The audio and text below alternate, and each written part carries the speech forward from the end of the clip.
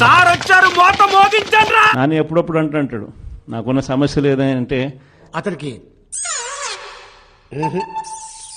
అంటే తగ్గడానికి చోట దెబ్బ తగిలింది, కహానీ ఖతమైంది. నీతో ఒక సమస్య ఉంది అని అంటాడు. ఏం సమస్య లేదంటే అతి నిజాయితీతనం, అతి మంచితనం, ఈ రెండు మనకున్న సమస్యలు. నీకు సిగ్గు, శరం, బుద్ధి, జ్ఞానం, రోసం, పౌరుషం, మానం, మర్యాద లేదు ఫస్ట్ ఆఫ్ ఆల్. కానీ ఈ అతి నిజాయితీతనం, అతి మంచితనమే రేపొద్దున మళ్ళీ మనల్ని అధికారంలోకి తీసుకొచ్చేటివి కూడా ఇవే. కడుపు ఆనందంలో గడిచిందో ఇంకొకసారి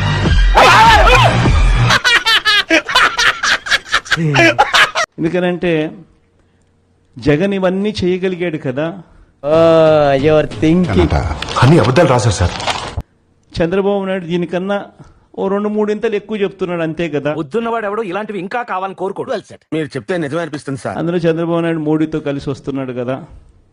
అరే నీకు నా పేరు పలకటం రాకపోతే అన్నా అని పిలు, నా పేరును మాత్రం కుని చేయకరా అని చెప్పి ఏమో చేయగలుగుతాడేమోలే అన్న ఒక చిన్న ఆశకు తావు. రాజకీయాల్లో ఆస్కార్ ఉంటే అసలు ఆస్కార్ కొట్టాడు అసలు. ఇట్లా ఇంకెవడో దరిదాపుల్లో నో నామినేషన్స్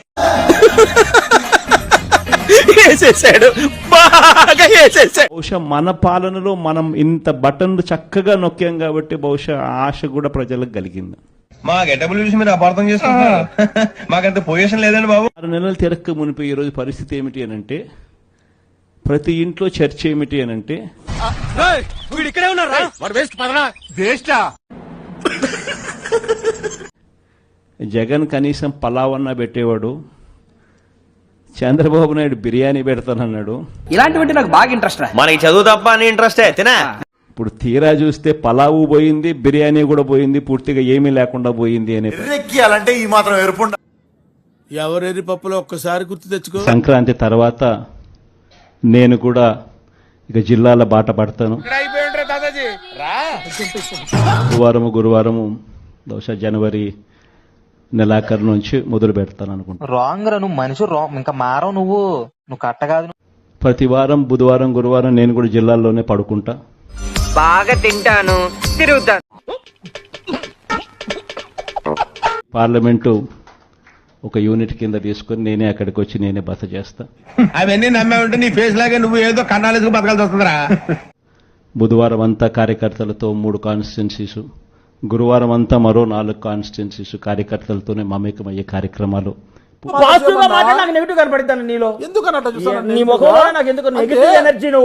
కూడా ప్రోగ్రామ్ లో పేరు కూడా కార్యకర్తలతో జగనన్న. యువర్ ఆనర్, ఇతను ఏం మాట్లాడుతున్నా నాకైతే అర్థం కావట్లేదు. నాకు కూడా ఏం అర్థమైతలేదు సార్. పార్టీ బలోపేతానికి దిశా నిర్దేశం అనే కార్యక్రమం పేరు కూడా పెట్టి మళ్ళీ ఏం కౌంటర్ సార్ ఇవి. పథకాల మీద ఈ మాదిరిగా చర్చ అనేది ఒకవైపున ఉంటే అంటున్నారు, మరోవైపున సిస్టమేటిక్ గా ప్రతి వ్యవస్థ కూడా కొలాప్స్ అవుతా ఉంది. వీళ్ళు తాగి ఖాళీ చేసిన సీసాలు అమ్మితే ఒక middle class family high class గా బతకొచ్చు. ఫీజుల కోసం పిల్లలు కాలేజీలకు వెళ్ళలేని పరిస్థితిలో ఉన్నారు.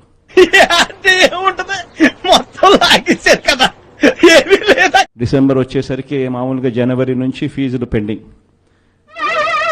ఏంటి బాబు అన్న ఇంకోసారి నా ఆఫీస్ లో కూడా వస్తానంటే లేదు సార్, 10,000 మంది జీవితాలు పోతాయి సార్. ఏంటి పని చెప్పు రెడ్డి. బ్రహ్మన్న నేను దొరికిపోయాను, అందరూ దొరికిపోండి. ఓటున్నదేంటి మీరు కూర్చోబెట్టి స్మగ్లింగ్ చేయడానికి? లోపలే ఉండదో అడగొద్దని చాలా సార్లు చెప్పినా కదా దేవరా. ఏం చేస్తాన్నావు రైడా? ఈ సెటప్ వీటన్ని అన్ని పెట్టుకొని సీజ్ ద షిప్. సార్ ఆఖరి నువ్వు మాట అన్నారు, అదొకసారి అనండి సార్. Seize the ship. ఇంకోసారి అనండి సార్. అభి మజా ఆయేగా నా భిడు. Seize the ship. నమస్కారం. చూడటం కాదండి, మీరు చెయ్యాలంతే.